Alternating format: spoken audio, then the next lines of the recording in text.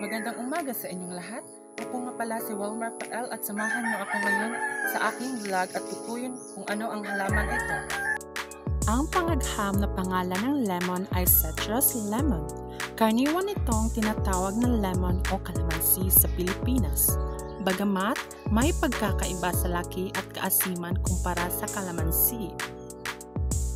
Ang lemon ay isang maliit hanggang katamtamang laki na puno o palumpong na kabilang sa pamilyang Rhotaceae. Mayroon ito mga tinik na sanga at mahahaba, makikinis na dahon na may mabangong aroma. Ang mga bulaklak nito ay puti o mapusyaw na lila at may matamis na amoy.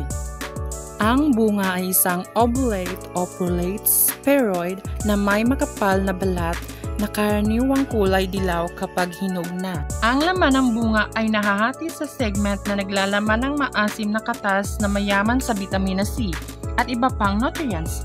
Ang lemon ay nangangailangan ng mainit at maaraw na klima upang umunlad. Madali itong parami sa pamamagitan ng pagtatanim ng binhi o pagpuputol.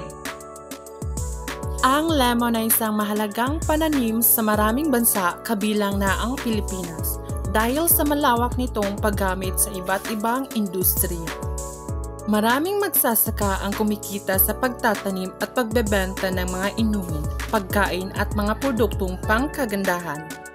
Ang lemon juice ay isang popular na sangkap sa mga inumin at pagkain at ginagamit din bilang natural na paglilinis at disinfectant.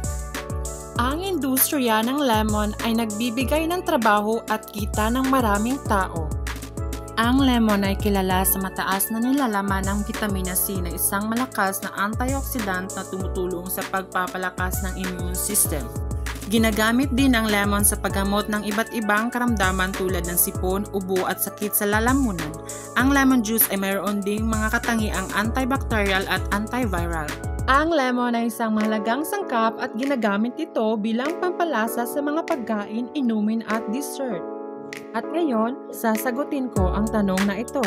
Bakit mahalaga ang saribuhay ng Pilipinas? Mahalaga ang saribuhay ng Pilipinas dahil malaki ang tulong nito sa ating pang-araw-araw tulad ng pagkain. Nagbibigay ito ng pagkain tulad ng isda, gulay at prutas.